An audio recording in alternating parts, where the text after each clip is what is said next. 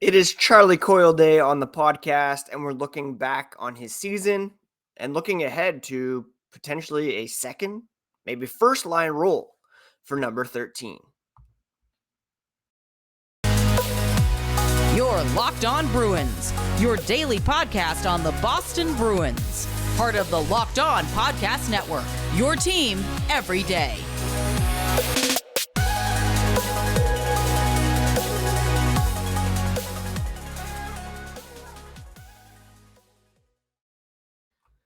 What is up, Bruins fans, and welcome back to the Locked On Boston Bruins podcast. I'm your host, Ian McLaren, and this is a daily show where we discuss all things Spoked B.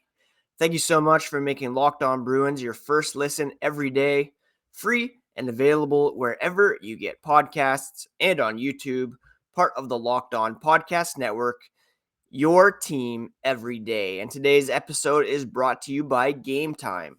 Download the Gametime app, create an account, and use code LOCKEDONNHL for $20 off your first purchase.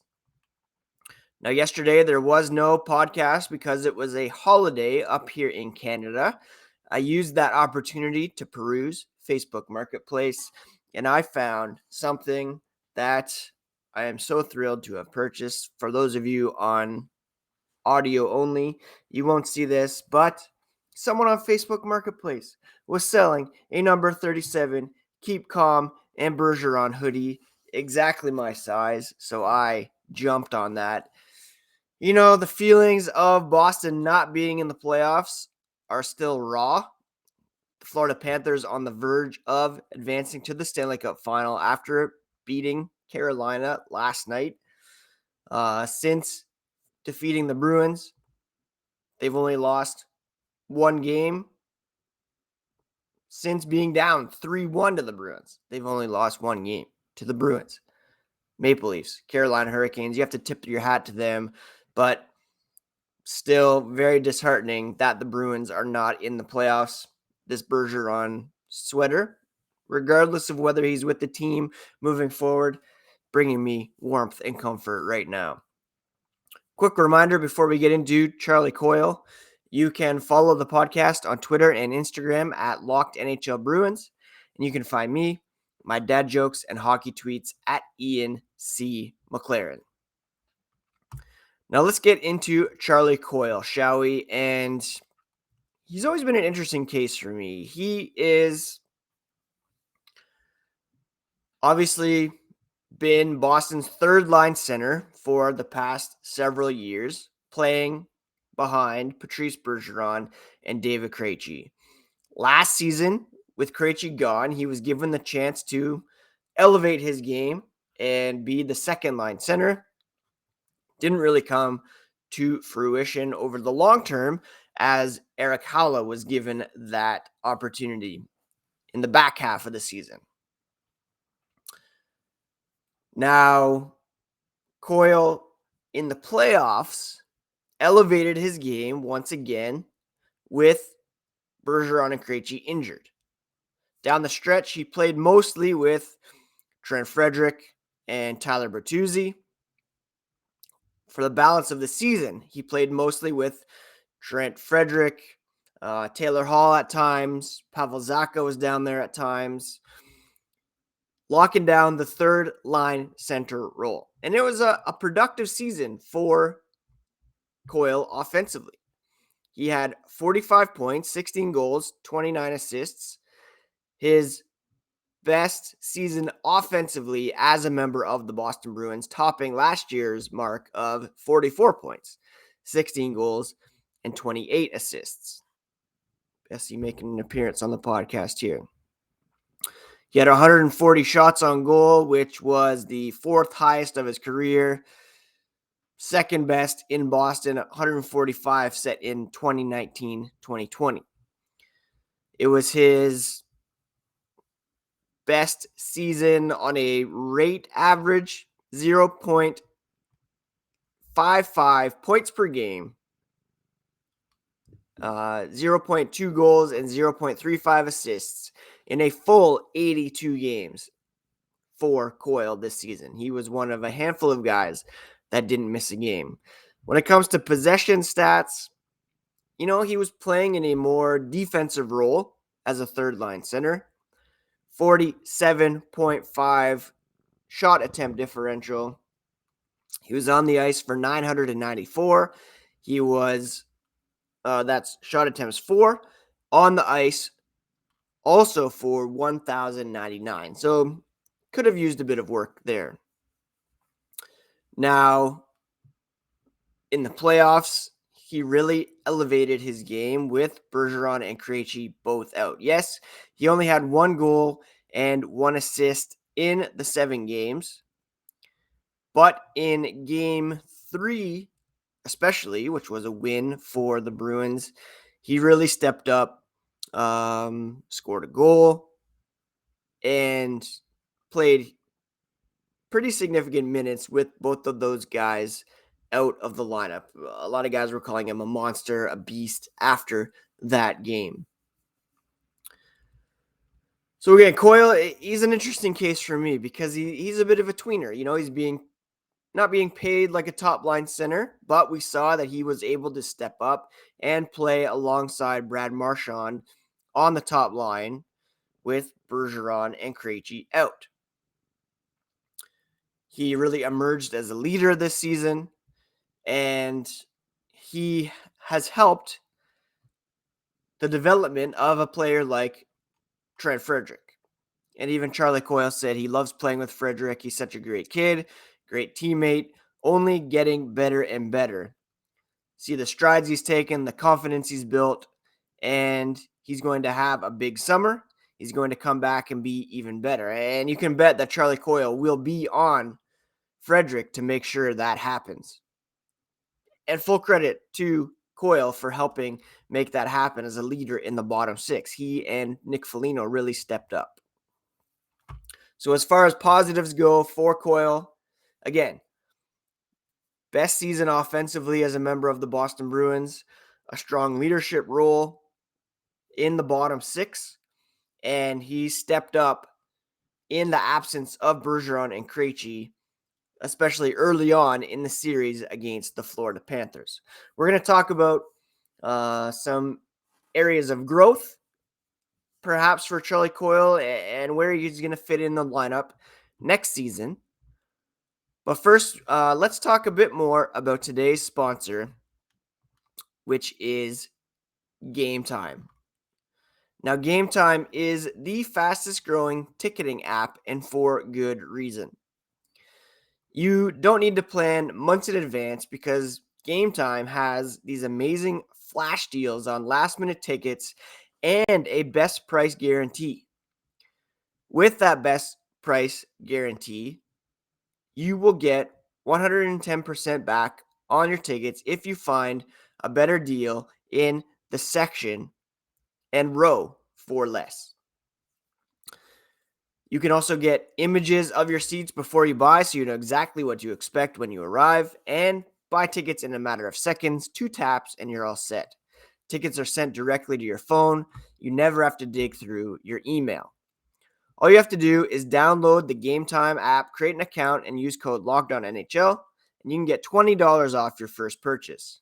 Terms do apply, but just create an account, redeem code LOCKEDONNHL for $20 off. That's Gametime, last minute tickets at the lowest price, guaranteed. Thank you so much once again for making Locked On Boston Bruins part of your day every single day. Everydayers can expect continued players in review, and we're going to talk tomorrow, that would be Wednesday, about Taylor Hall. Now, when it comes to Charlie Coyle, again, I mentioned that his possession stats weren't fantastic this season. In fact, the second lowest Corsi for percentage of his career at 5-on-5, 47.5. Hadn't been that low since his days as a member of the Minnesota Wild. In terms of shots on goal, he was also down a bit compared to last season, 140 in 82 games versus 145 in 70 games last season. On the power play, he didn't really get much time. In fact, he had 0 points on the power play this season. Again, he wasn't used that much on the power play. Goes to show you the depth that the Bruins had ahead of him. But the first time in his career that he's had 0 points. And again, in the playoffs, a 2-point total in 7 games. The fewest or the lowest point total in the playoffs for him, tied with several other seasons. But they really could have used a bit more offense from him, especially when Bergeron and Krejci were out of the lineup. He did have the 1 goal against Florida in Game 3, 1 assist in Game 5, but 0 points in Games 6 and or 7, and a total of 3 shots on goal in that time, despite 19 minutes and 40 seconds of ice time in Game 7 in particular. And again, when it comes to Coyle, it's just hard to figure out where he fits in. He's being paid a bit too much to be a third-line center. Not enough to be I wouldn't say enough, but if he's going to be a second-line center or even first-line center, great value there. But the question is whether or not he can play at that level. In the immediate aftermath of the Game 7 loss, he did have a lot to say. He said it's a shock, feels like a nightmare, wish it would end. There was a story on Instagram yesterday. Coyle's on vacation. He's just kind of floating on a tube in a pool, sleeping. He had a busy season, deserves a break, but it was just kind of indicative of where he and all of us are still at after this loss. It's unfortunate. You wish we could go back, but you can't. The only thing you can do now, he said, is learn from it and grow from it. It's hard. So many emotions that come in right now.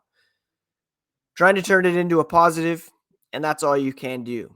He said, quote, "You can't do anything about it now. It sucks. It's still a shock, but we have a lot to learn from it. We have to grow from it. We can. We will. We wanted to make the most of this great opportunity, and we gave ourselves a great opportunity this year. I don't think a lot of people expected the season we had. We believed, and all of a sudden, we had this big opportunity, and we had some big goals. We came up short. It's never easy. It's hard to win in this league. Makes you realize that more and more, that's all you can do. We've got to grow and learn. I think we can do that. We move on with our heads up and start preparing for next year," end quote. And perhaps that was the reality. Nobody expected them to have the regular season that they did. It grew bigger than anybody expected, and then they weren't able to rein that in when it mattered most. And he will be expected to be a pretty big leader on this team if Bergeron and Krejci aren't in Boston. He said it's been so special to be in the same locker room as them, to learn from these guys, be part of their great careers. He was part of the run in 2019 when they weren't able to get it done as kind of a newcomer to the group. Now he's become a pretty important member, and he's going to have to try to carry on their legacy if indeed they aren't able to, or not able to, but don't choose to return. And he said it's hard to replace those two. You really can't. And him being in the center position, it's a big responsibility. Everybody kind of chipped in. Pavel Zacha did their part. Brad Marchand more than did his part. That's why they're a good team, is that their depth and the people who can step up, take on responsibility when you have guys of their caliber who are out of the lineup. You've got to take pride in that. And it takes everybody. It takes a village to raise a child. It takes a village to be a winning hockey team. He tries to do his part, and it's always an opportunity when you're in the center position, of course, and you want to make the most of it. And he'll get a chance as early as this coming season to be a leader on this team and possibly a top 6 center. And we'll talk about what's next for Charlie Coyle here coming up after the break. All right, let's talk about Charlie Coyle moving forward. And of course, we all know that Boston's cap situation is a bit tricky moving forward. Charlie Coyle still under contract for a couple more seasons at what's his cap hit? $5.25 million for the next 3 seasons. He's 31 years old. He will have a bit of no trade protection. In fact, from 2022 to 2025, he can submit an 8-team no trade list. And then from 2025 to 26, a 3-team no trade list. So it's not extensive trade protection.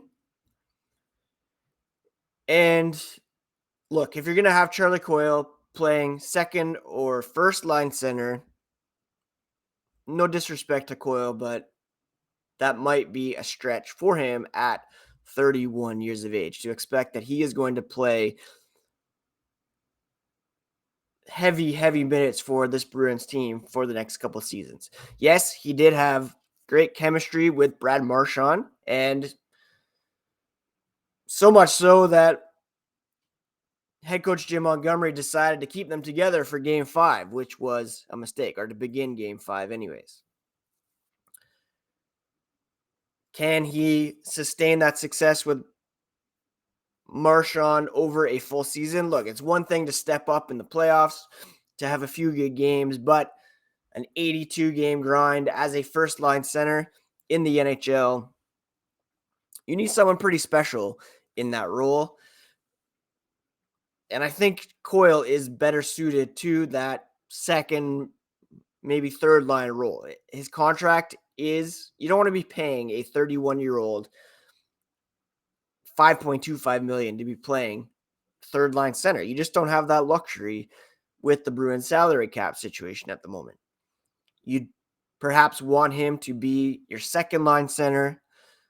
Maybe Pavel Zacha plays first line with David Pastrnak. So you have Zacha, Pastrnak forming a duo. You have Coyle, Marchand forming another duo. That's workable. It is workable. But the more you advance here, he's going to be 31 to start this season, 32, then 33. It gets a bit unmanageable cap-wise unless it goes up as we expect. Do I think he'll be moved this offseason? I don't think so. He, again, has become a pretty core member of the Bruins. He's a leader. He's a local guy, which carries some weight.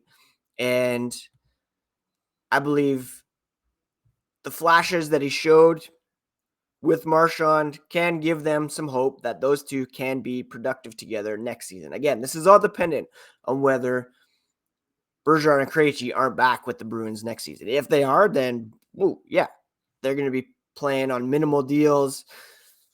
The salaries are going to be skewed a bit. Coyle will be making more than those guys once again, playing lesser roles, but it's just the reality of the situation right now. If he's going to be counted on to play with Brad Marchand, hopefully those guys can stay healthy and carry the load for these guys, with Zacha and Pastrnak as well forming the other line. And who steps up and plays third line center, who plays on the fourth line? Those are big questions to round out. Personally, I'm a big Charlie Coyle fan. I think he's valuable to the team, both on and off the ice.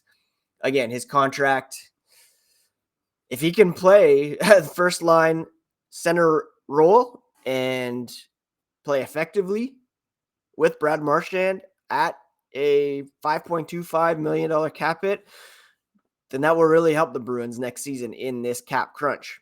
If he struggles, then and shows that he's better suited further down the lineup, then that could be a bit of a problem.